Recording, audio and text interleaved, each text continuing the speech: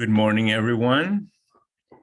Welcome to part and a very important moment of our celebration of MLK Day. We're going to start in a few minutes. I know that many of our community members are transitioning from university updates to their computers. So we're giving them a little bit of time and grace to get ready for that, but we're going to start in maybe 2-3 minutes.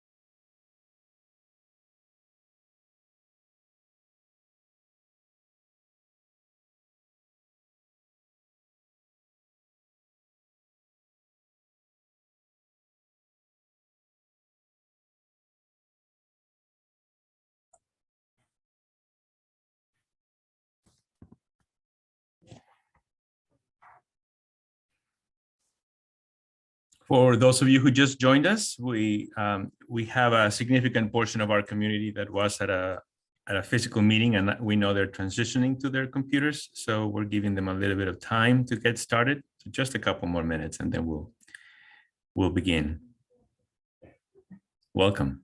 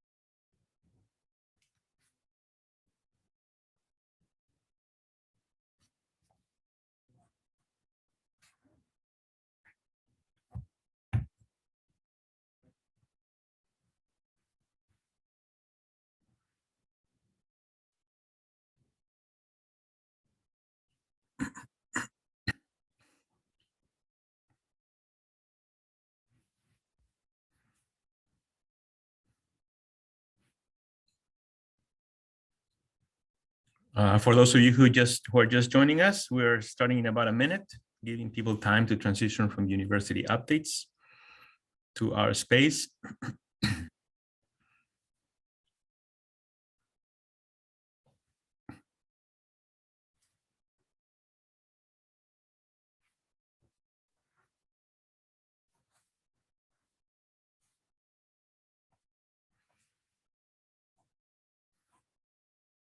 All right, so Lou, Pam, Naila, if it's okay, let's go ahead and get started and allow people to continue trickling in.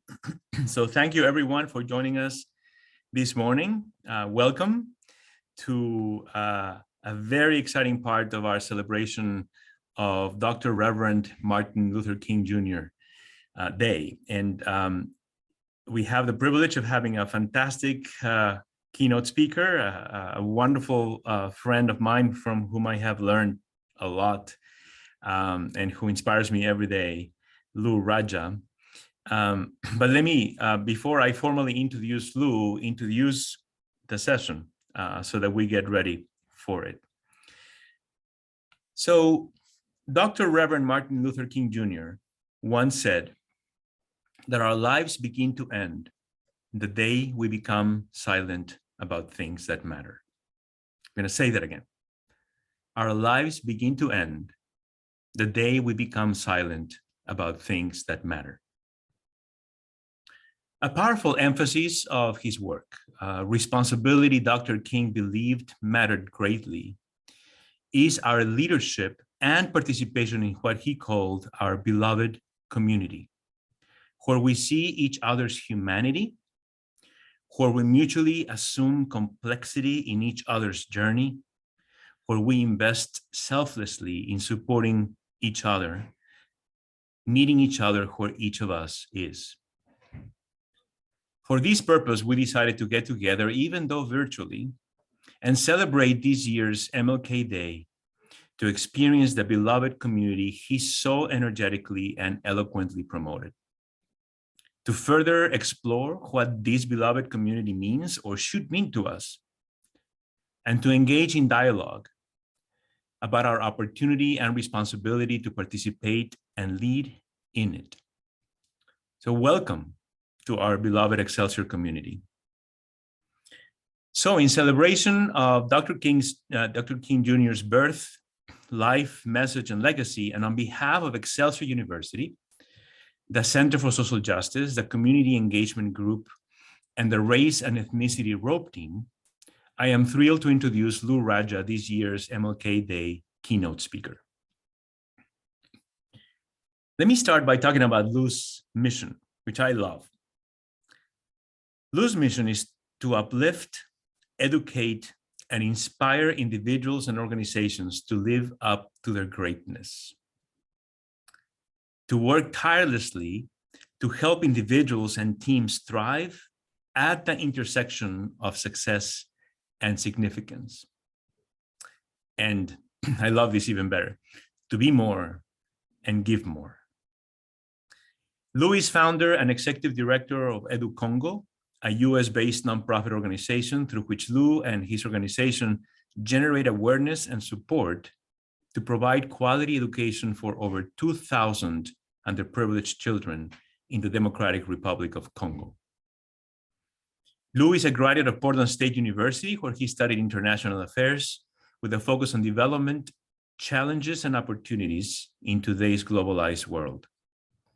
Lou is a member and past president of the Portland Pearl Rotary Club and serves on various nonprofit boards in the community.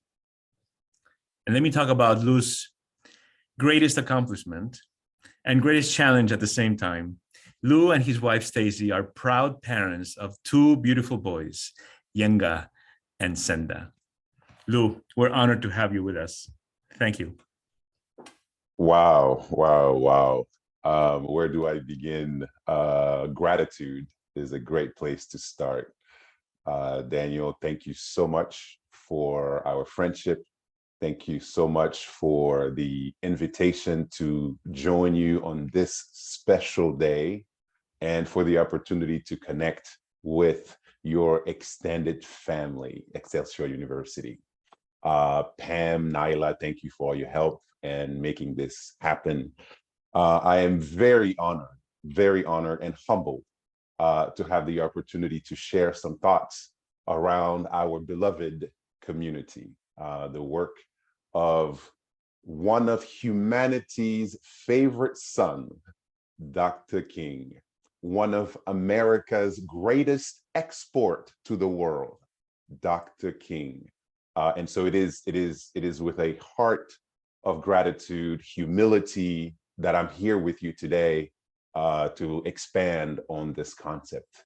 And hopefully, when we get to the interaction portion of the conversation, we get to hear from everyone, tap into the collective genius that is on this room, this virtual room. So whatever you're experiencing, whatever your lived experience, whatever thought, idea, aha moment you might have, we need it. We need it. So we look forward to your thoughts and contributions. Let's start with background. I believe that education is at the heart of human progress. And so the opportunity to join you, Excelsior University community, is something that I cherish because What you're doing is how I got here in the first place. My father left the Democratic Republic of Congo in 1967 with the help of Presbyterian missionaries, and had a chance to go from Congo to the College of Worcester in Ohio. And the liberal arts college, that's where he started his academic career. My mom, the smarter of the two, who's behind me right here, making sure I share all the right things, she got a scholarship in 1968 from the Congo to Vassar College in New York.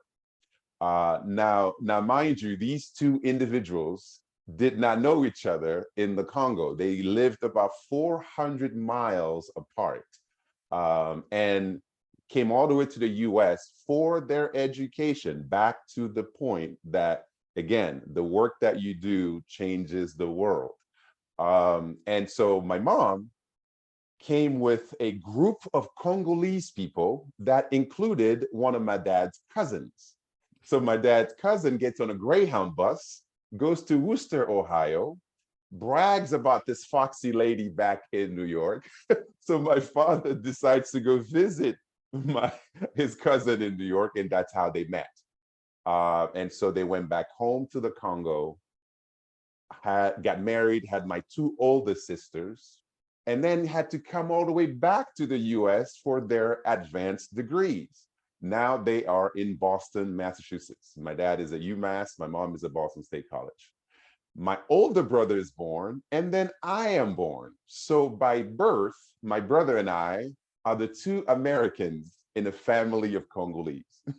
And less than a year after I was born, we moved back to the Congo, where I grew up and enjoyed the best mangoes in the world. And until I was 17 is when I came back to the US. I am currently in the Pacific Northwest in Portland, Oregon. And so all of these connections are made through the power of education. I repeat, education is at the heart of human progress. Talent is universal. No place on this planet, no country, no region has monopoly on talent. Wherever you go on this planet, there are amazing people with such organic brilliance. You can be in Ecuador, you can be in Brazil, you can be in the Congo, you can be in Australia, you can be in Great Britain, you can be in the United States. No matter where you are, look around you, you will find organic brilliance. But opportunity is not universal. Opportunity is not universal.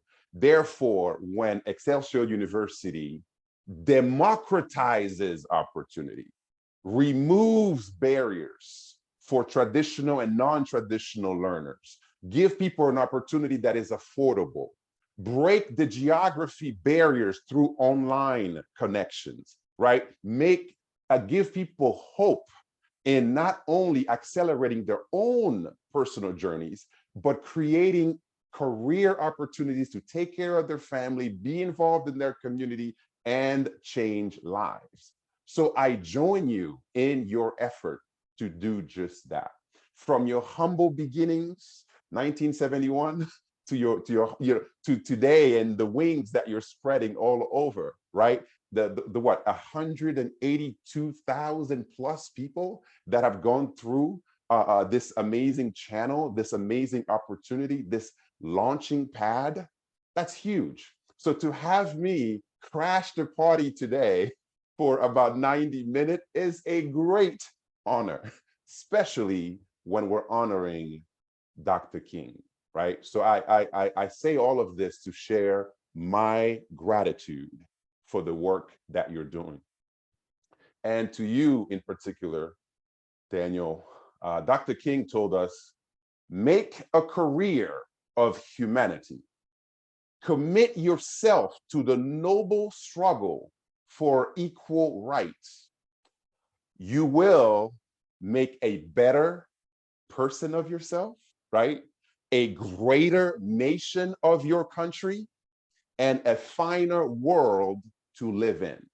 I truly believe that is what you do, Daniel. And please, continue the work that you're doing with the Center for Social Justice, the work in diversity, everybody that you have in your sphere of influence. Please continue that work, because again, it speaks to the legacy of Dr. King.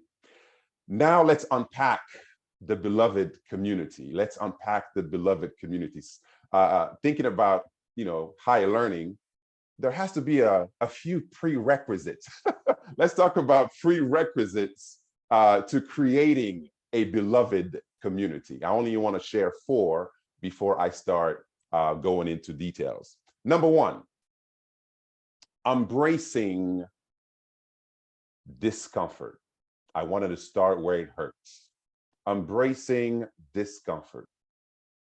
Beloved community sounds beautiful, but it has a price. It has a price, like anything worth having. I am speaking before you because my ancestors embraced discomfort. You are here with us because your ancestors embraced discomfort. Change did not come without a price. And so therefore, we are standing, all of us, connected, but on the shoulders of giants before us who went through so much more than what we're going through today for us to benefit from today's conversation. So I got to start there. A prerequisite to creating a beloved community is to embrace the struggle that comes with change. That's number 1. Number 2, and this is something Dr. King was so good at, leading with curiosity over judgment. Oh, I can say that again. Leading with curiosity over judgment. When you and I lead with curiosity, that's an inquiry-based approach to leadership. That's an inquiry-based approach to relationship. I rather be curious about you than judge you, than put you in the box, than create a label about you or your community or where you're from or your career or your work, right? Curiosity, kids have taught us this, right? How to remain curious, because curiosity is non-accusatory. Curiosity keeps the conversation going. Judgment closes the door. Judgment ends the conversation. Judgment finger points. So when we're trying to create a beloved community today, I'm asking us to lead with curiosity over judgment. 2 more, okay? Solution over blame. Oh my goodness, I can hear my father.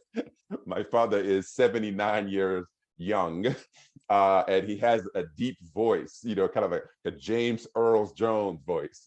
I can hear him say, Lou, every time you point a finger, 3 fingers are pointing back at you, right? So how do we move from a blame-centric narrative to a solution-centric narrative? I may not be responsible for the fire. You may not be responsible for the fire, but we still got to put it out. We still got to put out the fire at the end of the day, right? So the prerequisite, again, to a beloved community is for all of us, to embrace the idea of finding a solution over blame. Dr. King, famous, I Have a Dream. He gave us a blueprint for how to do just that. And that's Leadership 101. Here's how he broke it down, right? Here's where America was. He laid it out for us in his beautiful eloquence and command of the English language and expensive vocabulary. He laid out the problem, but he did not leave us there. Then he created space between the problem and the vision for a solution. Hence the words, I have a dream. Right now, he's elevating us from the problem to a vision. He sold us on a dream. He did not say, I have a complaint. He said, I have a dream, right? That's a solution focused individual. Now we have space between what is and what could be. Huge lesson in leadership, right? Separating what is and what could be.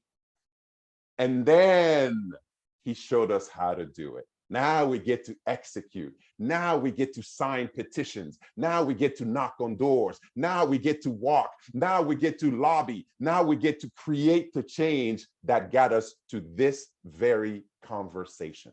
That's a blueprint. See things as they are, see things better than they are, and then make them the way you see them, right? Evaluate, envision, execute. Evaluate, envision, execute. See things as they are. See things better than they are. Make them the way you see them. That's a leadership blueprint. I don't care if you're a parent. I don't care if you are a community leader. I don't care who you are. This idea remains the same. It's a leadership loop. This is where Excelsior University is. This is where Excelsior University could be. And this is where we make it happen. Here's where my marriage is. Here's where my marriage could be. Here's how we make it happen. Here are the grades of your kids at home. Here's where the grades of your kids could be. Here's how you make it happen. Leadership is the same. There's nothing new under the sun.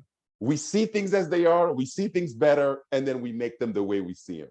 We evaluate, we envision, we execute over and over and over and over. And so when we're talking about being solution-centric, Dr. King gave us that blueprint in just one speech, right? And so that's something that we can hang on to. And then finally, number 4, these are the prerequisites to creating a beloved community. Number 4 is assuming best intent. Oh my goodness, right? Assuming best intent from one another. You and I are flawed human beings. I am flawed. You're flawed. This is the life we're in. Like, this is our very condition, our very existence. But if you and I give each other the benefit of the doubt, if you and I gave each other grace, if you and I led someone, chances are we're going to end up in better outcomes and better connections and better relationships. I promise you. I am not asking us to give each other a pass. That's not what I'm asking. We can still hold each other accountable. That's calling someone out.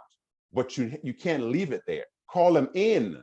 That's about inclusivity. Then call them up. That's about leadership, right? So that's the work that we get to do. Embracing discomfort, right? Lead with curiosity over judgment. Being solution-centric over blame and following Dr. King's blueprint on leadership. And then finally, assuming best intent. This gives us just the legwork to start on creating our beloved community. Now let's get into the ingredients that goes into it, right? Now, like, you know, if you look at a beloved community as a recipe, a great dish, right? Now think about the ingredients that goes in. If you look at beloved community as a great salad bowl, right? Now let's talk about pear, let's talk about mangoes, let's talk about cucumbers, let's talk about spinach, let's talk about all these things. What goes in the beloved community? And I did my best to come up with a few starting points. First one, and this is something when you go to the communities hub, and thank you, Daniel, for sending me that link, and to see all of the communities that you've already created at Excelsior University, right? Giving people a chance to see themselves, right? To see themselves, right? I cannot be what I cannot see, right? The first idea that I want to share is really wrapping our arms around the value of diversity. I mean, just the value of us being different. That's a beautiful thing. We get to bring so much to the conversation. I am here to submit to you that one of the greatest reasons this country is a leader in the world is because of diversity. I promise you that. No other country on this planet Earth in the past 7,500 years of recorded history has been the greatest depository of the rest of the world. Think about it. Literally, the whole world is here in the United States. Ideas, industry, creativity, hard work, you name it. Faith, beliefs. That is what has made the very fabric of this country what it is, right? And so that's a superpower. That's a superpower, not a reason for division, not a reason for division. I am not different from you. I am different like you, right? That's the angle that we get to appreciate what people bring to this table, right? I'm Black, I'm white, I'm tall, I'm short, I'm introvert, I'm extrovert, I'm a woman, I'm a man, I'm trans, I'm gay, I'm straight, name it. I'm a veteran. I am Hispanic, I'm Asian American Pacific Islander, I'm Native American. You just keep going, keep going. That's the beauty of what we bring. It's a mosaic that makes us pretty strong and pretty powerful. So the first ingredient that I want to share is really the embrace of the differences that we bring to the table. Again, I'm not different from you. I'm different like you. But we can't just stop there, right? I'm going to give you four questions really quickly when it comes to diversity, just so you have a framework. Every room you find yourself in, ask yourself who is in the room. That way you celebrate the existing diversity. Second question you ask yourself is who is not in the room. That way you start to focusing on what voices you might be missing, what perspective you might be missing, what lived experience you might be missing.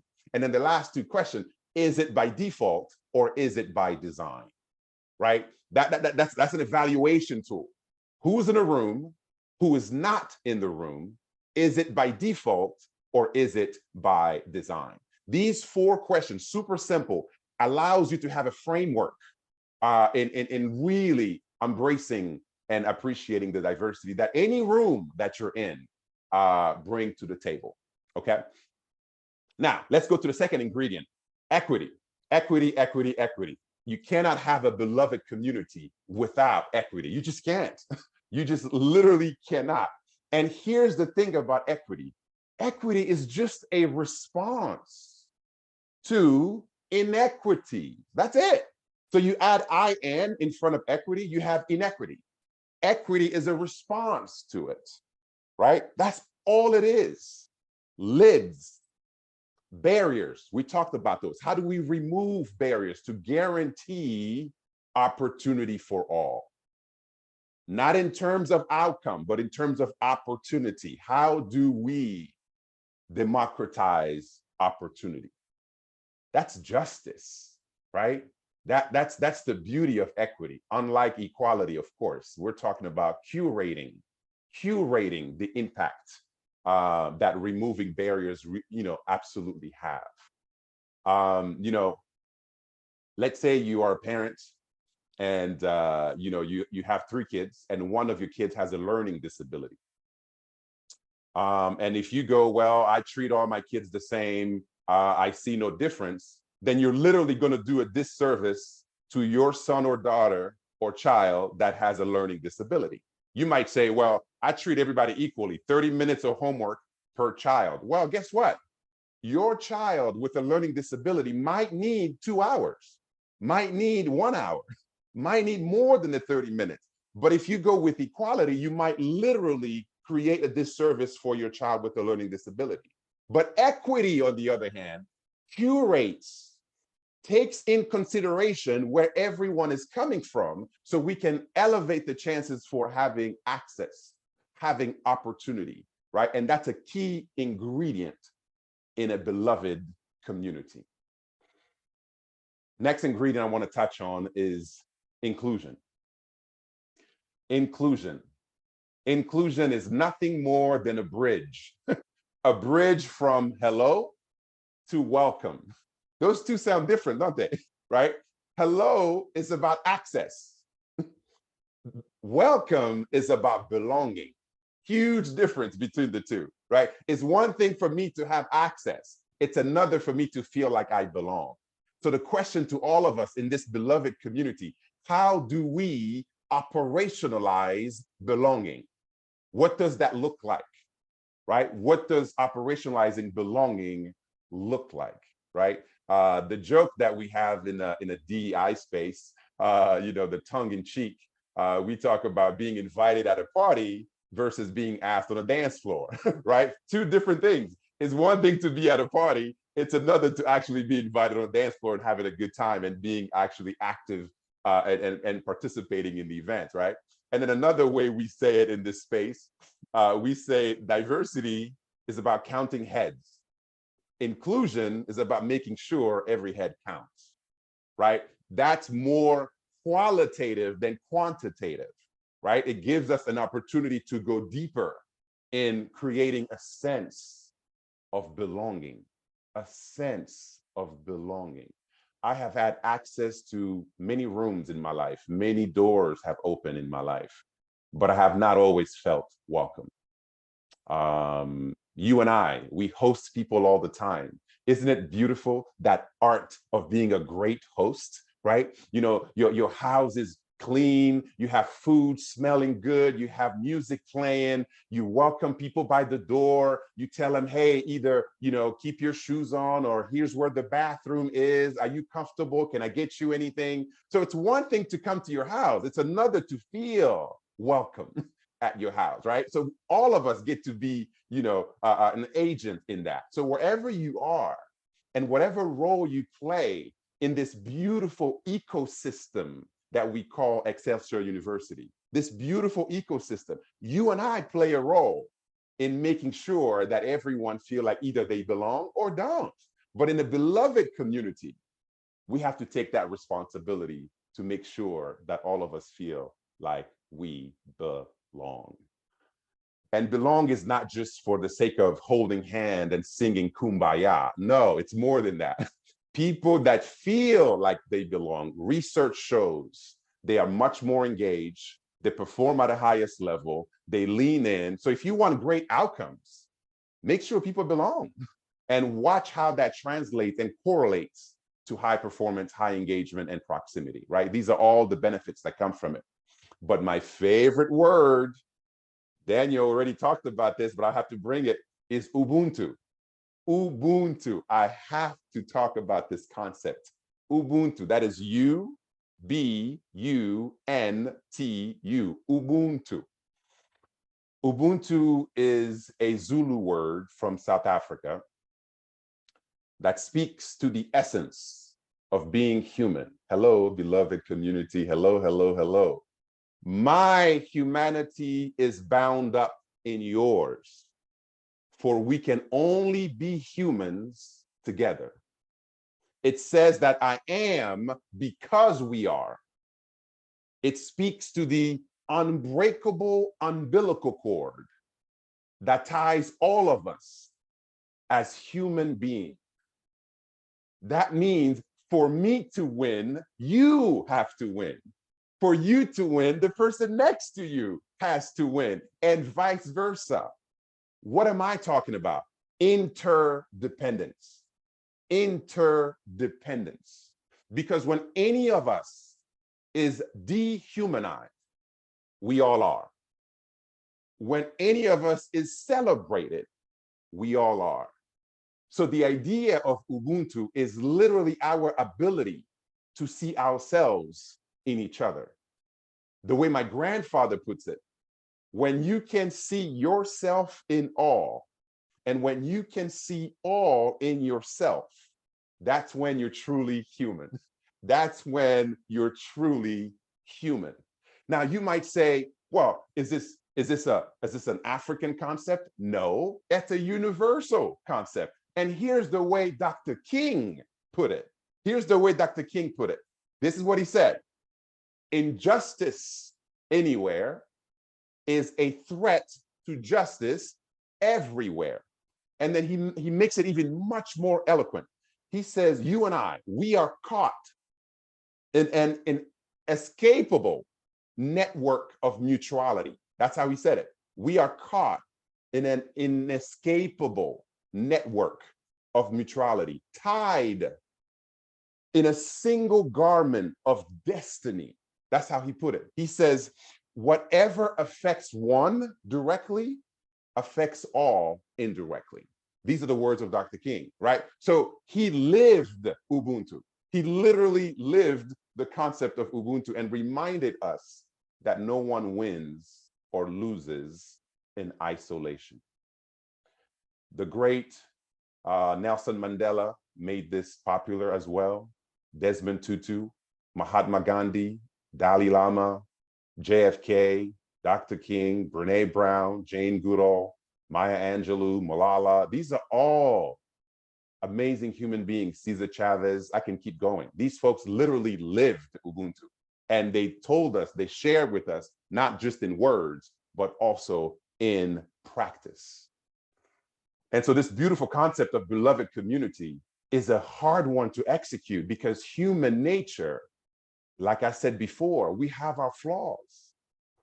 And one of the thorns against this beautiful beloved community is our own bias and our own prejudice, our own assumptions, our own, just stereotypes, putting people in boxes. And this is not blame or shame. This is conditioning. Our brain doesn't even form until with what? Officially 7, but then it keeps going all the way till we're 22, 25. Think about that. So think about the programming that you and I go through. What we watched as a kid, what we heard, what we saw, where we lived, what grandma used to say, what uncle did, and all programming. So we start to see a worldview based on all of the influences that we've gotten. And this is where bias can become incredibly dangerous and can work against our beloved community, right? The idea of conscious and unconscious bias, right? Our conscious brain barely processes 40 bits of information per second, but our unconscious brain, 11 million bits of information per second.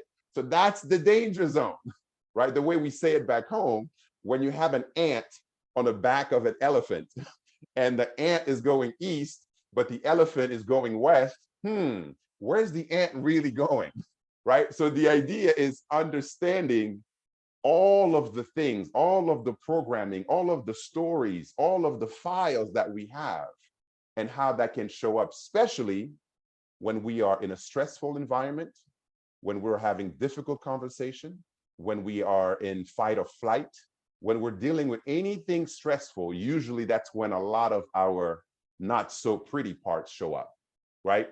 And that's the danger. How do we mitigate? How do we manage? I'm always asking us to, number one, be self-aware. Number two, expand your worldview, right? Connect with many people with different thoughts, different ideas, different perspectives as best you can, because that will start to debunk a lot of the myths that we hold dear, right? And then number three, let's all work on our second response, not our first response. Our second response. Here's what I mean by that. Our first response is usually instinctive, and that's usually a product of programming. But our second response is much more intentional and deliberate and a lot healthier with this concept of beloved community, right? As a Black man, I have been in many scenarios where people, just based on my presence, either were fearful, locked their doors, walked away, crossed the street, you name it, push the elevator button, you name it, right? That's an instinctive response. I'm not even here to judge anybody for that. That's instinctive. I don't know their story. They don't know mine, so I get it.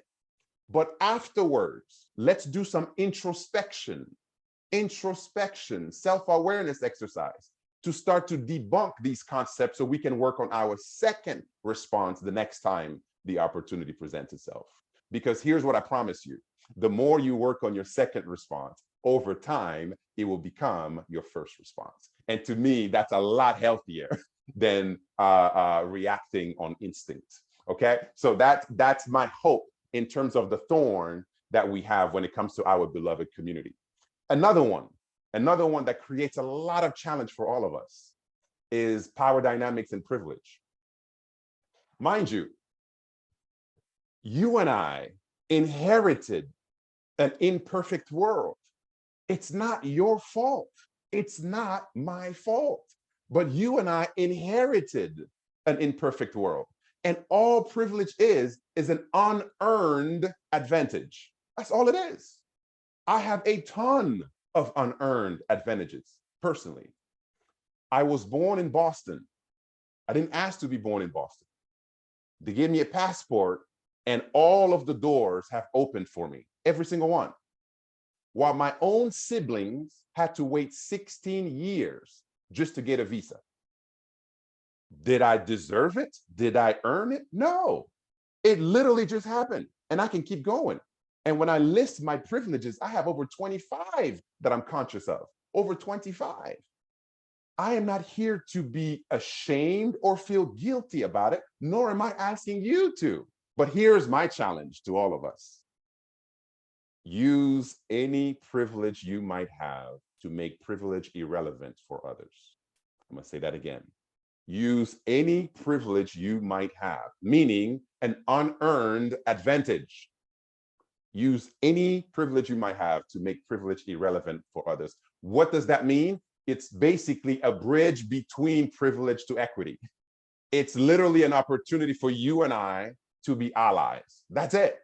An opportunity for you and I not to be bystanders, but to be upstanders, right? That's the call to action that I'm going to wrap this conversation with, right?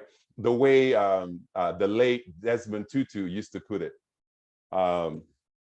when an elephant has its foot on the tail of a mouse, and then you and I walk by and we are quote unquote neutral about it, the mouse will not appreciate our neutrality, right? Because being neutral about it basically sides with the elephant, right? It keeps things going as they are.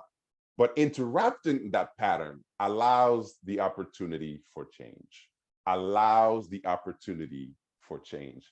All of us, by default, especially being member of a beloved community, we are all allies for one another. Literally, all allies for one another. I don't care where you're coming from, what background, what perspective, what you are an ally and you play a huge role in all of our success and opportunities collectively.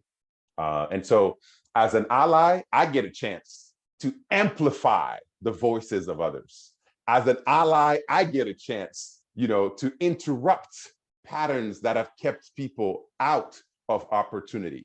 As an ally, I get a chance to connect with people so they can teach me about their world, so they can teach me about the way they see things, and I grow as a result. And so all of this, to me, are the key ingredients we need for creating a beloved community. The wrap around is nothing more than our common humanity. Nothing more than our common humanity. Interdependence. When you and I are born, we are dependent. We need adults, we need parents, we need grandparents just to get us going. And then after a while, guess what? We develop independence. We're able to contribute, we get to do our own thing. But when we mature, we understand interdependence. In other words, I need you to succeed, because if you don't, I don't. Now, all of a sudden, it's not altruism, folks. It's for survival, for all of us to have that beloved community experience. All of us have to be in the arena. All of us have to be in the arena. A good leader walks into a room and says, here I am. But a great leader walks into a room and says, there you are. There you are is always much more powerful than here I am. There you are is empathetic. There you are is our ability to co-experience. What is it like to be a veteran for this country? What is it like to be a woman in this country? What is it like to be a white man in this country? What is it like to be an introvert in this country? What is it like to be tall in this country? What is it like to be trans in this country? What is it like to be anything? That gives me an opportunity to co-experience, to walk a mile in someone else's shoes. They can teach me about their reality. Then I can adjust and truly be an ally for them. Then I can really join them in the arena. Vice versa. Vice versa. We get the opportunity to do just that. There you are is always more powerful than here I am. And that concept allows us to see others for who they are and how they show up, and less emphasizing on the differences that we may or may not have. So my call to action before we open up to questions and comments and conversation is something that I learned growing up, and we usually say it in 3 sentences. And if we were in person, we'll probably do it collectively, but we are online. So wherever you are, just take them in. It says, let's take care of our children, for they have a long way to go. It says, let's take care of our elders, for they have come a long way. And let's take care of one another, because we have to do all the work. We have to do all the work. So thank you, thank you, thank you. I'm really grateful for this opportunity to share a little bit on the beloved community. So I'm open for questions, comments, and so forth. I'm looking at the clock and trying to make sure I'm mindful of it. So thank you, Daniel. Thank you, Lou.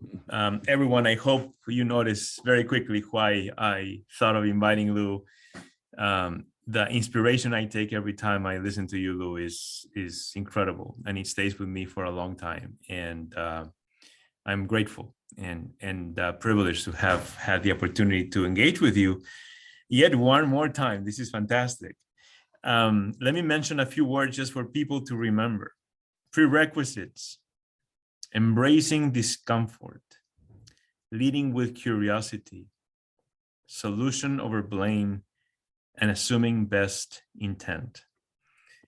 And then ingredients: diversity, equity, inclusion, and my favorite one, Ubuntu. So if there's one thing we remember today, it should be Ubuntu, right? And the fact that we are because others are, that I am because you are. Before we get to the questions, so everybody please start thinking of comments and questions that you might want to include in the question and answer space. Please try not to do it in the chat space, so that we focus on one space that Pam very kindly has offered to be monitoring for us. Absolutely. To bring up to Lou for responses. I want to say that none of what is happening today would have happened without the help of a lot of people. Lou was very kind in mentioning me, but this was a huge team effort. And I want to mention a number of people who were really instrumental for us to be able to bring Lou. And to celebrate MLK Day, as you know, there's also service opportunities and other ways in which we're doing it. So, of course, leadership of Excelsior University, thank you for your support in helping us make this happen. Marketing, you were fantastic, including you, Naila, but we have a number of other players like Linda and Hermanita, who's now gone, but Emily, I mean, all these people Maria, were instrumental for us to get to today. So thank you so much for your leadership and investment and partnership. Communications, thank you very much, Erin and everyone, Maria, everyone who has been involved in this process. Alumni relations, Jamie and Mackenzie, thank you for your contribution and helping us disseminate this. community engagement group. I cannot say enough about this inspiring group of people who help us connect with the community every day. The passion with which you do this, SAC and team, is just unparalleled. And thank you for that. Of course, Pam, Center for Social Justice, a lot of these wouldn't be happening without all your leadership. The race and ethnicity Rope team, Elizabeth Ireland, and everyone involved, thank you so much for all your work. And of course, participants, you're here, and we really appreciate you. And of course, Lou, thank you so much for your wisdom, for your friendship, for your presence today, for everything you helped us envision. So I know, Pam, are we ready for questions? Yeah, we have one statement, and before I must say that I am absolutely humbled by your presence, Lou. I know from what Daniel told me that it was going to be nothing short of great, and you have lived up to everything that he has said. So thank you. Thank you for validating everything we do every day. I appreciate that. So Lou, the first question asks you to repeat the privilege statement by Josena Anderson Tahara. She would like you to repeat the privilege statement. Yes, yes, absolutely. I love that. Thank you for the question. I have seen words like privilege be a reason for contention. People getting upset, people getting hurt, people being offended. And that to me is a missed opportunity. So I always try to unpack it and humanize it the best way we can, so all of us can grow from it. So to do it, you have to unpack what it actually is. And all it is an unearned advantage. That does not mean your life was easy, you never struggled, you never had a problem, or you know everything was handed to you. That's not what it means at all, because a lot of people conflate that.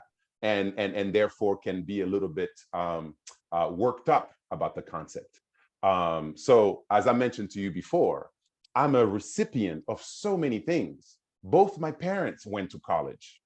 I mean, how lucky am I just to be born in a family of 2 college graduates, to have a mom and a dad, to have an opportunity to have college as an expectation, not something that may or may not happen, right? Being born in the US, having an American passport, being born male, being tall, I'm 6'4". There's so many advantages that come with it, with people's bias towards people that are taller, right? I can keep going, right? So the idea is this: privilege is something that you and I are not responsible for. It's not your fault, and it's not my fault. We inherited an imperfect world, a world that favors some at the expense of others and vice versa, right? And so at the end of the day, that's not the point of contention. My challenge to all of us is to actually use any privilege we might have to make privilege irrelevant for others. Here's what I mean by that. So my father and I built a school in the Democratic Republic of Congo to serve underprivileged children. Here's what we were taught: when you take the elevator to the top, always send it back down for someone else. This is what we were taught. If you want to go fast, you go alone. But if you want to go far, you go with others. Why did we build a school? Because we benefited from the privilege of education. And so we wanted to democratize opportunity for all. Now, at our school, we have over 2,034 students. We have made it a priority to be 51% girls and women.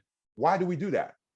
Because of male privilege and dominance. In my country, in the Congo, there's a 26% literacy rate difference between boys and girls, between men and women. That is not okay. That's not okay. So we have to do everything we can to elevate those who have been historically marginalized, right? So that's me using my privilege, using America, using my passport, using my education, using my male privilege to democratize opportunity for all. So to me, privilege is an opportunity for us to do self-evaluation, self-awareness, and then wherever we find it, use it. Use it to make it irrelevant for others. So that concept of privilege, in my book, is not a point of contention. It's actually a great opportunity to democratize opportunity. I have a comment, Lou, from Zach, a leader in his own right, wonderful community engagement leader. Lou, you are an amazing speaker. This gave me goosebumps and incredibly inspirational. I wrote everything down feverishly. What important information you have shared. It all brought such a smile to my face. Every individual in this world should hear this. Wow. I also have another comment and question from Kamal, Human Resources. Lou, this has been great. I appreciate your clearly outlined recommendations and call to action. I am especially motivated by your definition of great leader, being one who says, there you are. How do we inspire the next generation of leaders to see part of their work as appreciating strengths, history, context of the people they are tasked to lead? Also, growing up in Ghana, I have an addiction for mangoes. What else inspires nostalgia for you from your childhood? Oh, I love it. I absolutely love it. Thank you so much for the comment and the connection with, Africa and mangoes. You had me at hello. You had me at hello. It's interesting, the challenge of leadership. My obsession with leadership comes from pain, comes from gaps, comes from growing up in the Congo, in a place where the average income was less than $2 a day, growing up with food insecurity, growing up with people that were super amazing, as I mentioned before, organic brilliance, but did not have opportunities.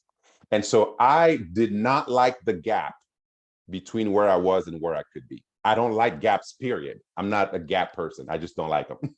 So I started exploring what tools I can use to close the gap in my own personal life.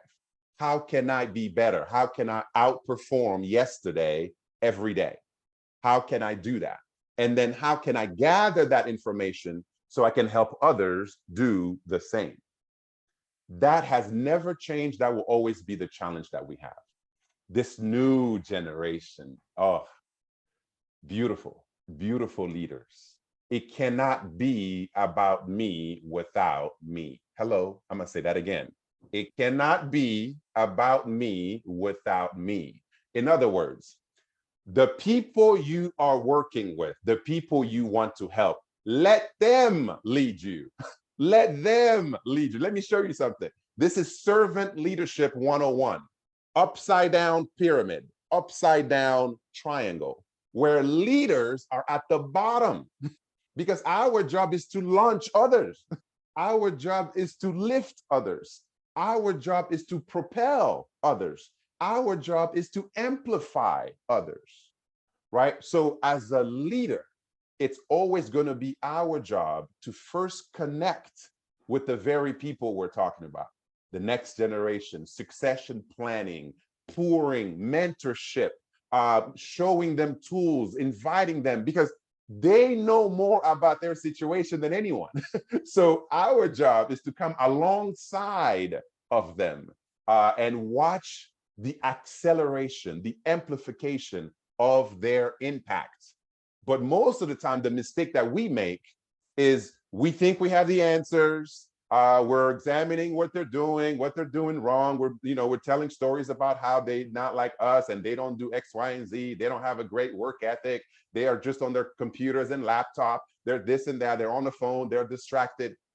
That is not how leadership works. That is not how leadership works. I am a student of appreciative inquiry. Appreciative inquiry is the work of Dr. David Cooperrider. He made it popular out of Case Western University in the late 80s. Appreciative inquiry says this: it is easier to build on what already works than to fix what's not. It's easier to build on what already works. So the billion-dollar question is always, what's going well? What's going well? Like you literally scan the world for what works, not what doesn't. I'm not asking us to ignore what doesn't work. That's not what I'm asking. I'm saying the prerequisite to what's not working, start with what is working. So we have to develop these strengths. We have to scan the world for what works, because here's what we say in leadership: what gets praised gets done. What gets praised gets done. And so it is a challenge for us to, again, be servant leader, be at the bottom of the pyramid, launch others. It can be about them without them. Let them show us the way, and then we can use all of our experience and tools and mentorship and all the stuff that we have in our tool bag to actually help them accelerate the work.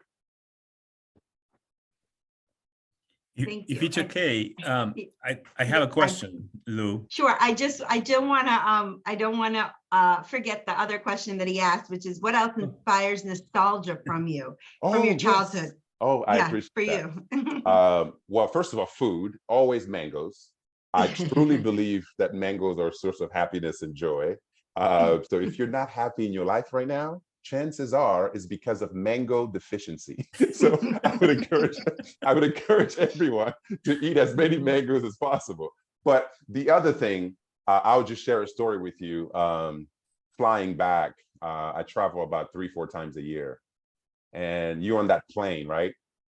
And the plane is about to land, and I'm looking out the window, and I see that red earth. I see those tin roofs.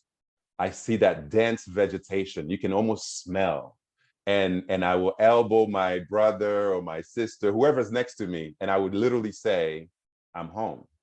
I'm home. There's something about that connection. And the way I put it with all of my travels, Africa gave me my roots. America gave me my wings. That's a cross-cultural analysis of the gifts that I've received on both sides of the Atlantic, because roots are who you are. Wings are who you can become. Anyway, that's it. Go ahead, Daniel. I'm sorry. No, thank you. I missed that.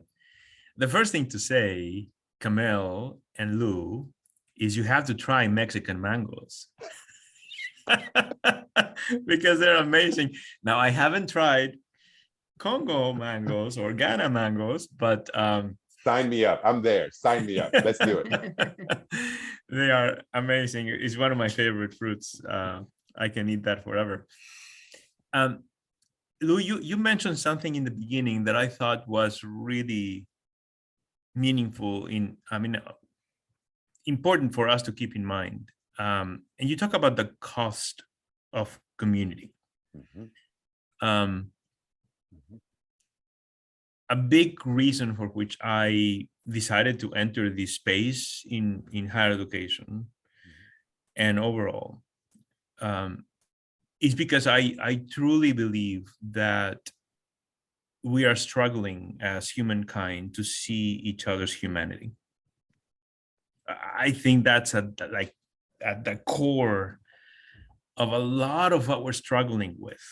Yes. I love this concept of Ubuntu, right? Because it forces me to think I am because you are, and that means I not only see your humanity, but I see the interdependence of our humanity, right? As you so eloquently talked about.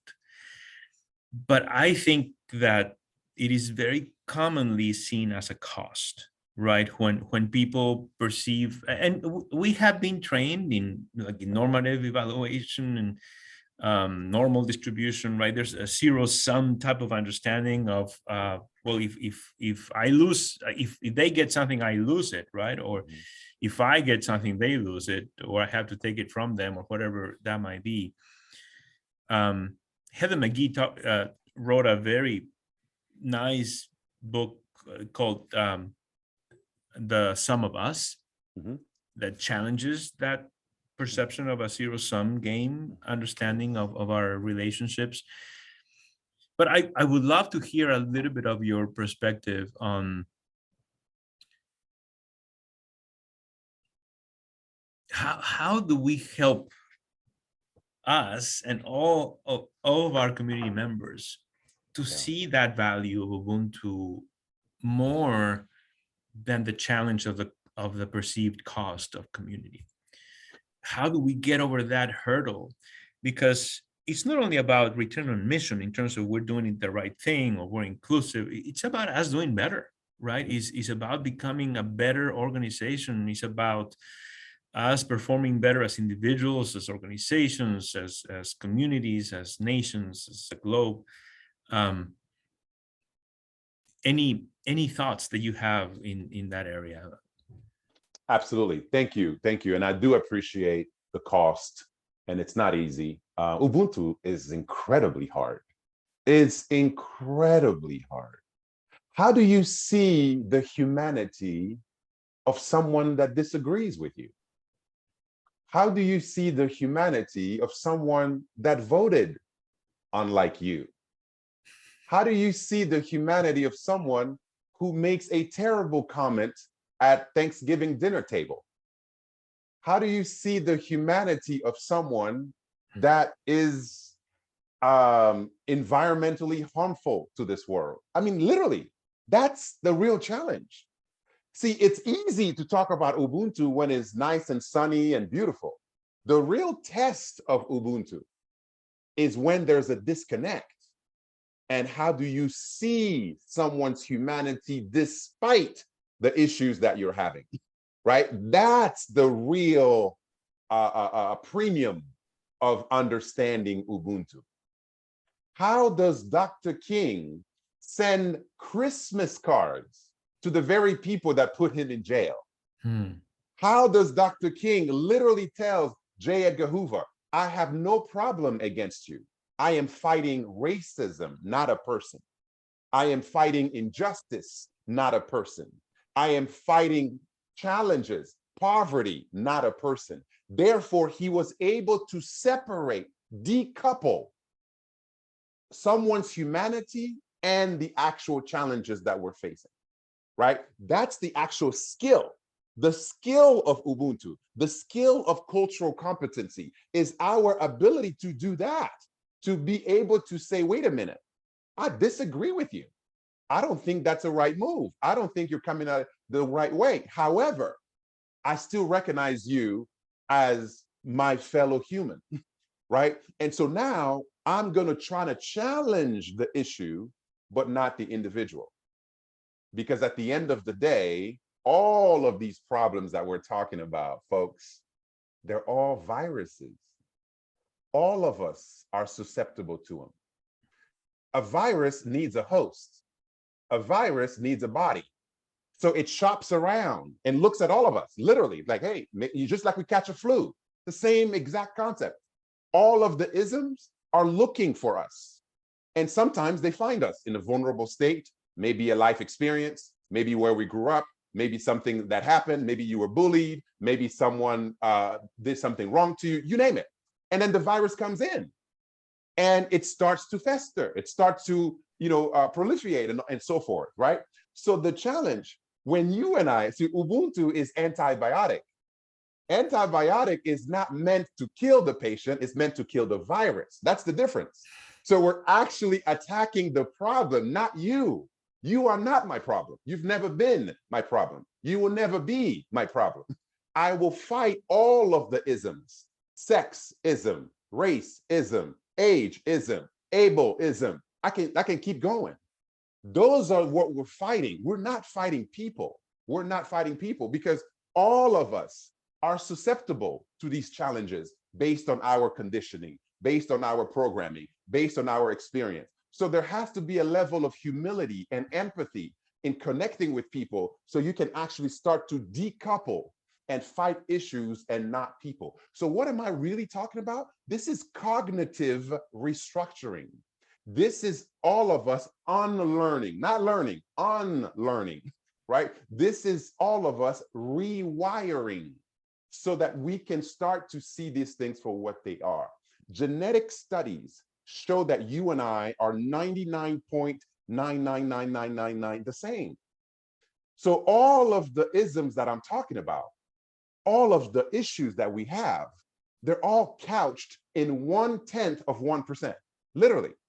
So why skip 99 of our common humanity and lose each other over the, like, literally 1/10 of 1%? And even then, Ubuntu asks us to see the humanity of even those you don't agree with, even those that challenge you. Because if you only show Ubuntu for those who you agree with, then you haven't passed the test. Then you have not passed the test. So the real challenge of Ubuntu is to see people's humanity that do not agree with you, because that's a real test. And all of us have plenty of opportunities to do that. There's no shortage. There's no shortage of people that don't see the world the way you do. So there's plenty of practice for Ubuntu. So let me wrap it with the Nelson Mandela story. I go to South Africa as often as I can, to Robben Island, where Nelson Mandela was jailed. I got a chance to be inside that cell 3 times now in my life, just to feel or to just be where he was, because he's a hero. And to hear the stories of what they went through and the hatred that existed, to have Afrikaans who were guards and Dutch and German and folks who were literally there to make their lives miserable. And that was the biggest test of Nelson Mandela's Ubuntu practice. And you know what he did? He started learning about them. He found out that they liked rugby. He started, finding out about rugby, reading about rugby. He learned Afrikaans, which is their language. Before you know it, the very guards who were there to make Nelson Mandela's life hell were literally sneaking in Nelson Mandela's grandkids so he can see them while he was in jail, and was dignitary guest when Nelson Mandela became president of South Africa. If that's not a test of Ubuntu, I don't know what is, right? To go from literally enemy to that opportunity. And Dr. King tells us this: we're not born to hate, we learn to hate. That's why the answer to this is always going to be love, not the other way around. Thank you, Lou. Powerful. Yeah, sorry. Pam, how are we doing? We're doing great. I just want to just state a few comments. Gretchen said, with much gratitude for sharing this time with us, Ubuntu, with an exclamation point. Kamal says, thank you, Lou. Truly appreciate it. So much to work with in your answers. And then in reference to, Zach said, I could not think of a better way to honor MLK with your message. Thank you. Kamal says, I know what you mean.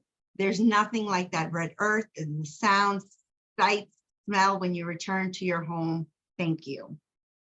And so I have a question regarding the concept of Ubuntu and what we do. What we do requires a lot of energy. For some people, to not just think of ourselves, but to think of others. For some of us, it feeds us, right? Every day. This is what I do. I couldn't do anything else, right? For others, it's preserving energy, thinking of others, and Ubuntu, practicing Ubuntu is a lot of energy when I'm just trying to, in this world, right? That's so big. I'm just trying to survive. What would you say the antibiotic for that is, as far as, just trying to preserve yourself when I have myself to think about? How can I think of others as well? There's so much in the world to fix. Where do I start, right? How do I preserve myself while I start this work? No, I appreciate that. I love that question, and I've struggled with it, and others have as well. So I join you in the spirit of empathy with it. This is a phone, folks. This is a phone. And the scariest thing on your phone is to see battery life at 3%. when battery life is at 3%, we lose our stuff. Like we're running around, where's the wall? Where's the charger? Where's the outlet, right? That's the same with you and me. Life takes and takes and takes and takes. And then self-care is our opportunity to plug in that wall. It's our opportunity to have a charger, right? So what is that for you? Every one of us has to answer that question. We have to know what our outlet is. We have to know what our charger is. For some people is prayer. Some people is meditation. Some people is physical activity. Some people is walks. Some people is yoga. Some people, I don't know what your self-care method is, but here's what I want to start by saying. Self-care is not a luxury. It's a necessity for everything else you want to do. You cannot give from an empty cup. So you have to be able to fill your cup so you always have something to give. That's number one. Number two, the beauty of Ubuntu, it's actually what I call enlightened selfishness. Let me say that again. It's called enlightened selfishness. I am helping you because I know that if I don't, I won't succeed. That's the beauty of it. So you have to see yourself in the solution, right? So it's actually like, you know, and here's the way Gandhi put it. Gandhi said, the best way to find yourself is to lose yourself in the service of others. I mean, think about that. It sounds counterintuitive, right? The best way to find yourself is to lose yourself in the service of others, because inherent within it is the very thing that feeds you, is the very thing that charges your batteries, is the very thing that keeps you alive. That's what I call it, enlightened selfishness, because you're able to tie your own survival with the survival of others, right? And so that's our job on level 2. And then on level 3, I would say this: in leadership, in business, in life, we train that when your why is strong, your how becomes easy. Why is all about purpose, Pam. It's all about purpose. You know, knowing your why. I'll tell you my why. I exist to uplift humanity's consciousness and to add value in the lives of others through my words, my thoughts, and my deeds. That's my mission. The shorter version of it, as Danielle put it, be more and give more. That's it. That's why I'm here. So when I'm talking to you about the opportunity to show up today for MLK, guess what? It's in alignment with my why. That's why it feeds me.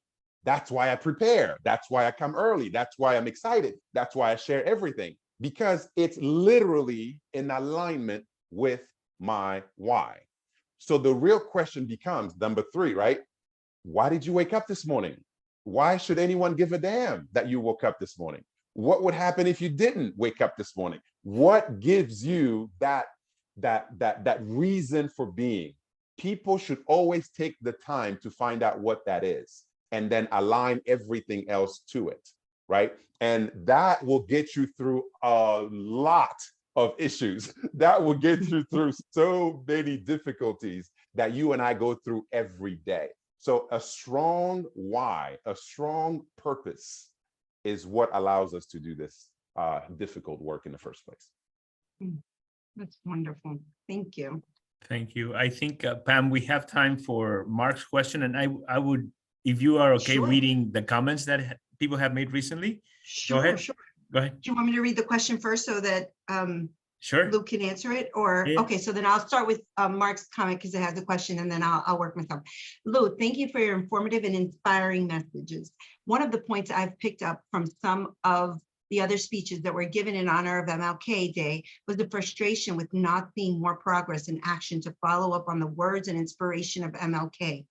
Do you have any thoughts on steps we, both individually and collectively, can take to assist with making more progress on MLK's vision for our country? Absolutely, and thank you. That's a frustration that all of us feel, because I feel like we could be a lot further than where we are, and yet I celebrate the progress that we've made. So it's actually both can be true at the same time.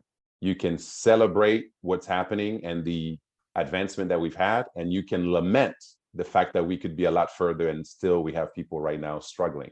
Those two can literally coexist at the same time. But now here's my challenge. I cannot teach what I don't know. I cannot lead where I won't go.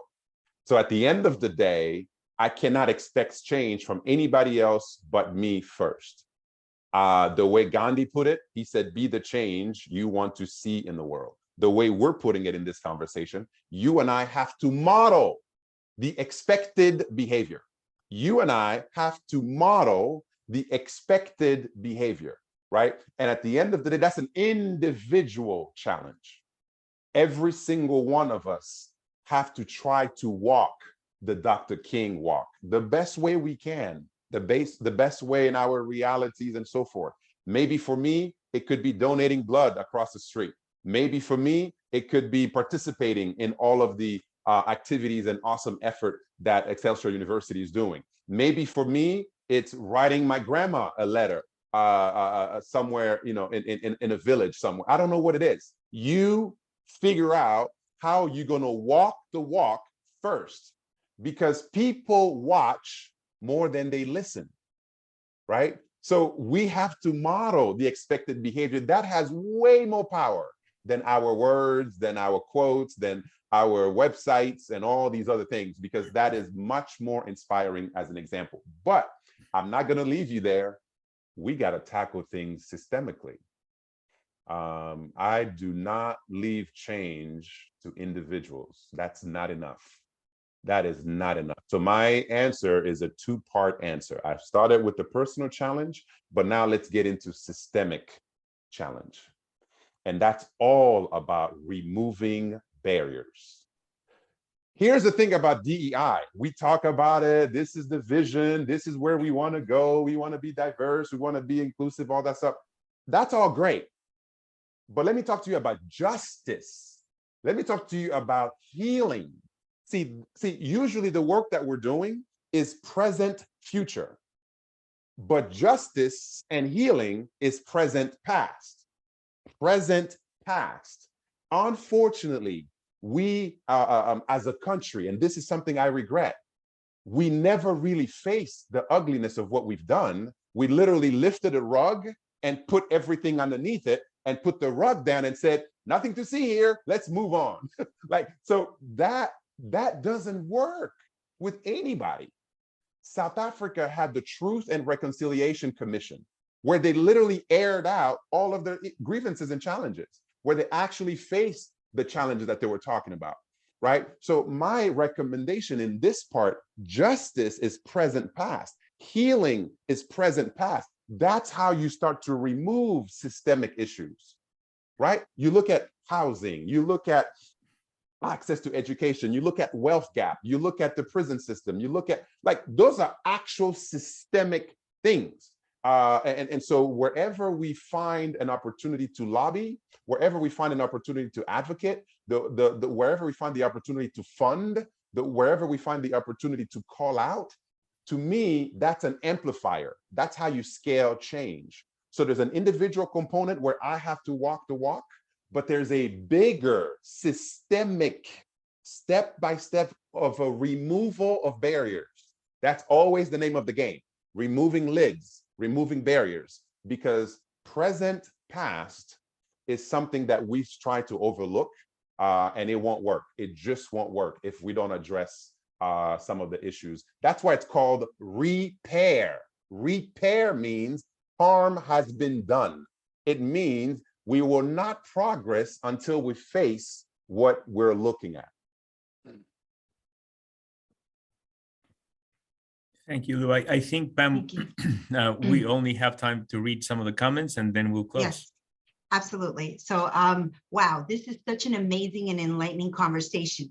So many nuggets of wisdom to take away, ponder on, and act upon. Lou, thank you for sharing these uplifting stories and perspectives. I would love to rewatch this again and again and again, says May. Lou, thank you so much with sharing your knowledge and life experiences with us with so much passion, transparency, ambition, and humor. I needed it today. Larissa, Anne says, thank you, Lou, and all involved in this presentation. I truly appreciate your insights and having this opportunity to learn and grow. And she says, thank you so much for sharing. And then Kamal says, thank you for all of you for putting this together. Truly humbled by this opportunity to learn. Thank you, Pam. So in closing, thank you, everyone. I hope that we all can leave this space thinking of Ubuntu and words of wisdom that Lou has shared with us today. Remember that the celebration of MLK Day is not just about consumption of content, it's also about work that we need to do. And it's not only about a day or a month, right? It's about a way in which we should be functioning in society and leading our beloved community. So Lou, do you have any final words before we close? I appreciate it. Yes, my message, beloved community, and I'm thinking about Dr. King. We were lucky a few years back. His daughter, Dr. Bernice King, was here in Portland, Oregon, and we had a chance to connect and even share the stage. And I know we use words like legacy, but I sleep well at night. I do sleep well at night because the fire that Dr. King ignited is still burning. Looking at you right now, you're living it every day. I spend so much time on your website. I spent so much time on the Communities Hub link, and I saw all of the different communities. I saw the articles, the blogs, the statements, the opportunity to volunteer and so forth. And I'm reading it going, this is literally the legacy in action, right? So my words are just thank you and congratulations, and let's keep on keeping on, right? Because at the end of the day, we never arrive, but we make things better. So that's it. Thank you, Lou. Well, a privilege to have you. Great seeing you again. Thank you so much for your sharing and your keynote. Thank you, Nyla. Thank you, Pam. Thank you, everyone involved. Thank you, everyone who participated. Let's keep it going. Ubuntu. Thank you. Ubuntu. Cheers. Much love. Thank you all. Thank you, Pam, Nyla, Daniel. Thank you. Thank you. Bye.